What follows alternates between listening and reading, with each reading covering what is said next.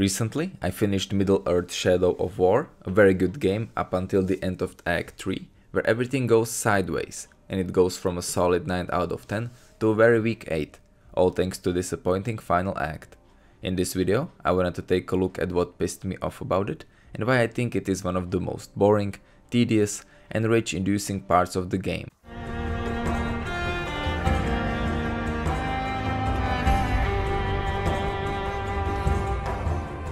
So for those of you that want to play Shadow of War or are not in Act 4 yet, I'm gonna be spoiling everything up to it in this video, so here comes your spoiler warning. So at the end of brilliant Act 3, we see Celebrimbor banish Isildur, betray Talion, and strike an unlikely alliance to defeat Sauron. After Talion's transformation into Nazgul and Celebrimbor's failed attempt at Sauron's life, which is definitely one of the most entertaining parts of the game, you are thrown into Shadow Wars. Now as Nazgul Talion, you need to defend your territory from the Dark Lord, who is now sending everything he has to destroy you. On paper, these Shadow Wars sound like a great idea, and they are pretty cool up until stage 5. Through stages 1, 2, 3 and 4, you are tasked to defend fort in each region you previously conquered, except for Minas Morgul, your new base of operation. Each time a set of 6 orc war chiefs along with their captains attack you, and you need to defend your victory points, while taking care of before mentioned war chiefs. As you go through stages, these defenses get more and more difficult, and you have to recruit new orcs to help you defend them, which can get a bit grindy. If you lose your fort, you instead have to take it over again like you did in Act 2, and if you play on higher difficulties, you need to kill new war chiefs as well. Biggest problem with this concept is that it is too long. After stage 4 you need to defend 2 bases in one stage, and in stage 8 and 9 you have to defend 3 of them. Finally, in last stage 10, you have to take care of attacks on all your forts. So in total, there are 20 fortress defenses without any sort of story break, cutscenes, character interaction, or anything else that could take your mind off this endless grind. So for at least 5 or 6 hours, you are stuck with same thing, and you do it over and over again until you either give up and search for ending on YouTube, or like me, you prevail and go crazy in process. You can't even imagine how pissed I was in last 2 or 3 defenses, and my only wish was for this misery to end.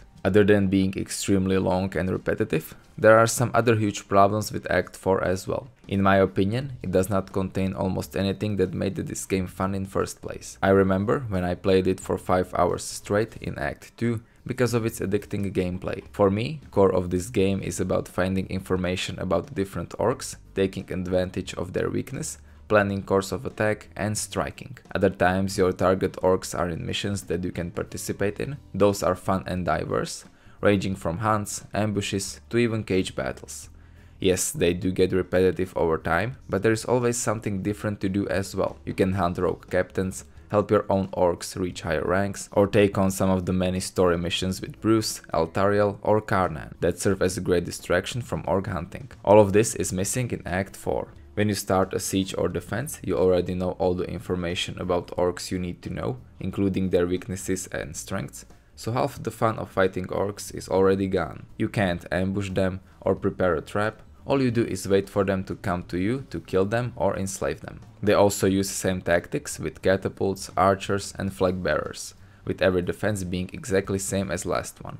What this stage needed was a change of pace, for example a story mission where Redback comes to visit you and you help him out with Ranger or something, or a small cutscene with Sheila, or after completing let's say 10 sieges, you get a boss battle with Sauron or Witch King again, anything to refresh gameplay a little bit. My next big problem are the captains and war chiefs themselves. What I always loved about this game and its previous entry is great variety of weapons and gameplay that you could utilize. You can sneak on your enemies and kill them from shadows, you can become an archer and go for ranged battles only, you could become parry machine, or you can be a button masher and spam sword attacks, or you could be a combination of all these things, and in addition to that also use elemental attacks to your advantage. In the endgame, however, all the orc captains and especially war chiefs have so many immunities that you basically only have one specific tactic you can use. In later stages, it is possible to encounter an orc that is immune to execution, range attacks, fire, frost, and their only option is to either spam glaive attacks that no one is immune to, or wait for your followers to break him. I know that this is here to increase difficulty, but I think there are better ways to do that. In earlier stages, orcs always had at least 2 solid weaknesses that you could use, while still having various immunities, so that you couldn't spam same tactics over and over again, and battles were still challenging. It really takes away from gameplay when you can use all or at least parts of your cool abilities that you worked hard for. Plus, I think that Battlefield is so chaotic during a defense that it is very hard to even get into normal fight, since you have arrows, bombs and traps exploding all around you, not to mention tens of orcs fighting as well. Now bear in mind that I have no problem with difficult games. I was playing Shadow of War on Nemesis until Final Act, and I love Dark Souls games. If I had to compare these immunities to Dark Souls, it would be as if some bosses were immune to arrows or magic. Yes, they can have some resistance to it, but you can still defeat them with it, with some additional trouble. So if I had to make a change to War Chiefs, instead of making them invulnerable to everything, make them a bit more resistant. For example, a War Chief could be resistant to frost, and instead of your attack freezing them for 5 seconds, it would freeze them only for 2. So you couldn't just rely on frost damage if you wanted an easier battle, or you could if you didn't care about that. Or there could be special moves for specific captains that would deal additional damage to you or be harder to avoid. That way you can still have difficult enemies without restricting your players and allowing them to play as they want.